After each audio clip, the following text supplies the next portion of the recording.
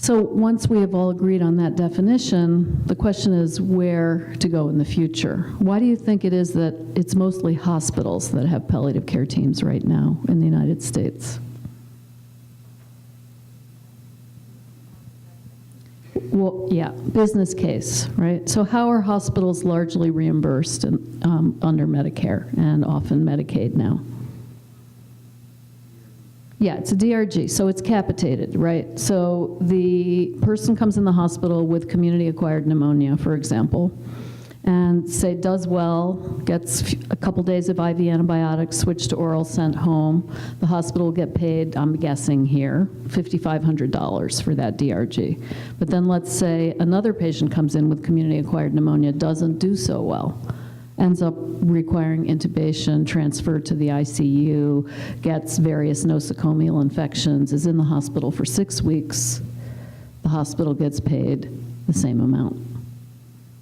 So where's the business case for palliative care, right? To the degree to which palliative care teams can reduce the cost of that hospital stay, the length of that hospital stay, the complications associated with that hospital stay, we save hospitals money. And there's lots of data that we do.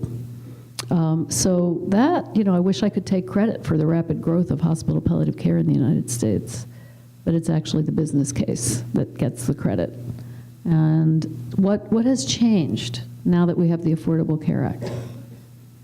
Because there was in the past no business case for palliative care in the community, because you couldn't get paid to do it, right? It's just too costly. Who's going to pay for that team seeing people in their homes? Who's going to pay for that team seeing people in a nursing home or assisted living? Who's going to pay for a team in the outpatient clinic or in the multi-specialty group practice? There was no money to pay for it, and there was no business case for it. So we only had palliative care teams in hospitals and hospices for the dying in community. So what changed with the Affordable Care Act? Yeah, so come on, let me get some non-experts answering this question. That's okay. I know you guys know. What? Right, and what does that mean, a focus on population health? Right, so there are a whole bunch of different provisions, and it's quite confusing in the Affordable Care Act. One is the Accountable Care Organization. Another is the Patient-Centered Medical Home. A third is bundling strategies, where a hospital or health system gets paid a lump sum for an episode of illness. A fourth is that hospitals are now penalized for 30-day readmissions and penalized for excess inpatient mortality, over expected, and penalized for poor patient satisfaction. So what incentives does that create for hospitals and health systems? Investing in keeping people safe and well in the community.